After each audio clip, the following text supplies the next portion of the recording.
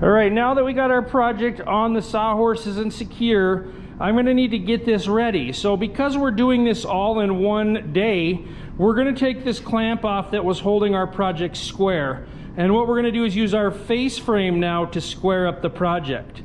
So we're going to have to get this clamp out of the way. And this clamp up here in the top is also going to be in the way because when we put the face frame on, we can't set it down flush.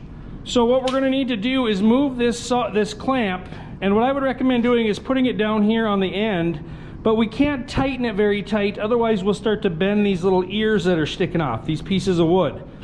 So we'll loosen the clamp here. I'm going to move it down to the end so it's out of the way,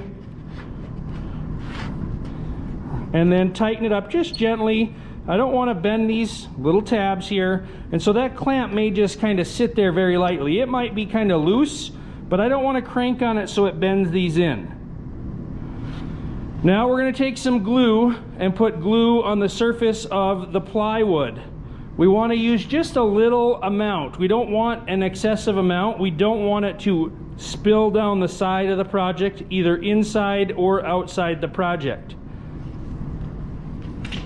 So I'm going to go around and put a little bead of glue on here.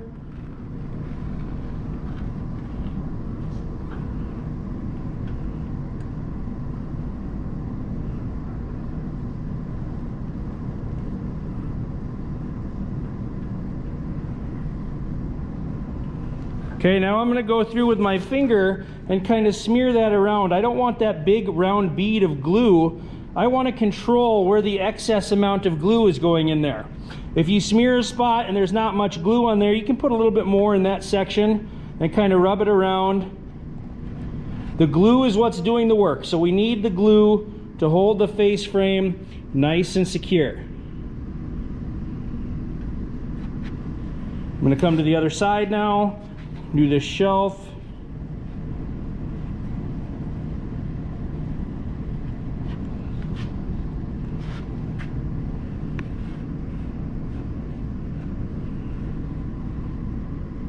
When we're done, we've got glue on our hands. We're not going to have time to run to the sink, get it cleaned off, and come back. So what I would recommend to you is to use the sawhorse, not the top surface that's supporting the workpiece, but the underside. Take your finger, scrape the excess glue off on the underside of the sawhorse so that it's not on the top area that could get onto projects. Okay, now I'm going to take my face frame and very gently set it on the project, trying to kind of keep it even. I don't want to smear the glue around or take excess glue off, but I'm going to get it nice and flush along the top, or even along the top. And then I'm going to make sure I have an overhang on each side. This overhang is not going to be a lot. It's just going to be a little tiny bit, and we're not going to be able to measure it because it's such a small amount. So we're just using our hands to feel that the face frame has a small overhang on the box. Again, just a very small overhang on the box. Once you have this nice and centered on this side, we're not worried about the other side of the project right now, but on this side, we're going to come in and clamp it. We're going to use a wooden twist clamp to clamp the face frame to the top cleat. We're not using a bar clamp right now, because if I were to take a bar clamp from the face frame to the back of the project, I would move that bottom rail because there's nothing in between there. It would just want to slide up. So I am putting the clamp on the top rail and the cleat, the top cleat, and squeezing those tight together.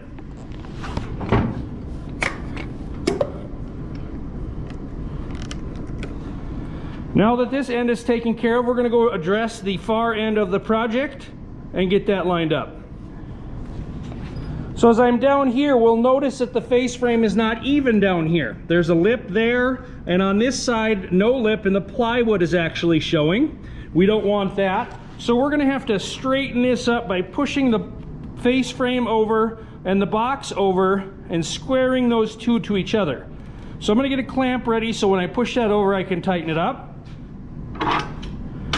This time I'm going to put my clamp right on the surface, no blocks of wood, And the reason for that is the face frame is solid lumber. We have 7/8 of an inch material to sand and clean this up before we would go through this. So I don't have to protect the solid lumber like I need to on the veneer. You can if you want to, but you don't have to. Now I'm going to push that over to the other side and feel right up here, especially where that shelf is, that face frame has the same overhang. And then I'm going to tighten up that clamp. I don't necessarily want to truss right on the end, because remember that clamp right there could be pulling that sides in. So I want to check right up here where this shelf is and make sure that that is good. Now I'm going to put a clamp on this side. The clamp I have grabbed is a little too long that jaw is not going to hit the wood. If this happens to you, the bar is touching the floor and the jaw is not touching, flip the clamp around and have the excess clamp or bar up in the air. And we're going to put this on and pull this in tight. Okay, so I have kind of my 4 corners clamped. Now we're going to come and address the middle of the project, and we're feeling that the gap is the same all the way around. I can feel a slight lip here that's bigger than it is on the end. So that means my plywood is bowed in a little bit. So before we put a clamp here, we can push the plywood out so that it's a little bit more uniform of a thickness all the way across. So let's get our clamp in place. And I find it easier to manipulate the plywood from this side. I can really grab that face frame and push with my thumbs and make that even as I feel.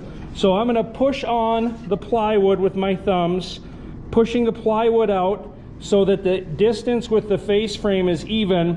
When I feel that it's even, I'm going to tighten up my clamp. So I'm going to push and make sure it's even and tighten my clamp up all at the same time. You may need to have somebody else help you tighten the clamp as you push, especially if you have a big gap that you're trying to change here. Okay, so now that that's nice and even the whole way, we're going to come to the other side and do the same thing. That one feels pretty straight, maybe just ever so slightly a little indent here.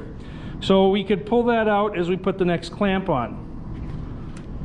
So again, I'm going to push that plywood out a little bit and then tighten up this clamp all at the same time, looking for a nice even gap the whole way across that face frame and plywood. We're going to come in now that we have the sides secured in the right location, and we're going to add a couple more clamps. Now the extra clamps are going to help pull that face frame down nice and tight to the box and make sure we have a good seal. It might seem like a lot of clamps, but really if we want a nice tight fit, this is what we should be doing, using plenty of clamps to hold it secure. All right, so here we are, all set. We're going to let this sit for at least an hour, again, preferably overnight if possible. Now there may have been a few times where you couldn't get the clamp directly on the project because of the small project. So you can see on this clamp here, it's pulling the face frame down to the project, but if you look underneath, I'm actually clamped to the sawhorse. The sawhorse is pulling the project up, which is pulling it tight into the face frame. That's okay. Also on this last one, we ran out of a little room. We put a clamp there to pull that shelf nice and tight. And you can see down here, we're actually clamped to another clamp. So again, that's okay. We're putting pressure up and pulling this down nice and tight. So for now, this would be a good stopping point for the day. Now, if you have more time left in your class or block time, then you would want to start working on the next portion of the project. And the next portion of the project is going to be the top and the door. We're going to build the top and the door of the project.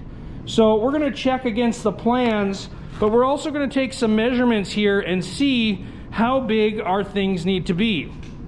We're doing a 1/2 inch overlay. That means the door is going to overlay the face frame a 1/2 inch all the way around.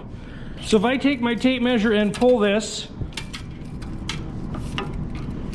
to my opening of my door, I'm at 14 and a half. So I need to add an inch on for my 1/2 inch overlay. So we're going to be at 15.5. That's how long my pieces need to be. And my door width should be about 10 1/8, adding that inch on, so 10 1/8. All right, now my top is going to have an 1.5 inch overhang on each side. So our project should be 12 inches wide. And we're going to add an 1.5 inches on the right side and the left side. So that's 3 inches total. So that's going to be 15 for a grand total. 12 plus 3 inches is 15. From front to back on this project is 12 inches. And we're going to only add an overhang on the front. This is going to allow the project to sit a little closer to the wall. Now you could put an overhang on the back, and that would give you a little room to run cords and stuff behind your nightstand or end table. That's up to you if you want the overhang on the back. It's a personal preference. So we're going to make this 12 plus 1.5 inches is 13.5. So we're going to take our solid lumber and we're going to work on rough cutting our pieces so that we can go joint them and get them to a straight edge. Over here at the miter saw again, the sliding miter saw, this is where we're doing our rough cutting.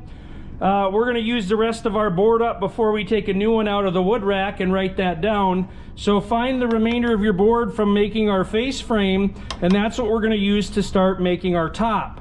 So I'm going to rough cut off this board. I said I needed to finish at 15.5. That's my finish size. So I'm going to add 2 inches on to get my rough size, and that's 17.5. So I need 2 boards at 17.5 to make my door.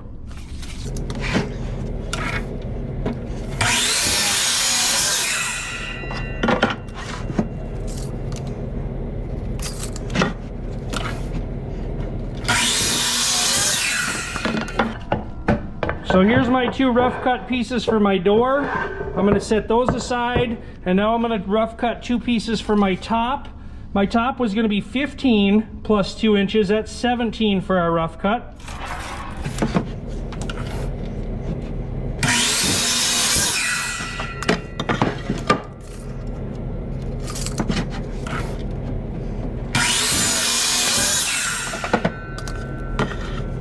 So now we're going to take these boards and go get them jointed so they have a straight edge. Put the rest of your wood back in your work storage area. Put your name on there so there's no mistaking whose it is.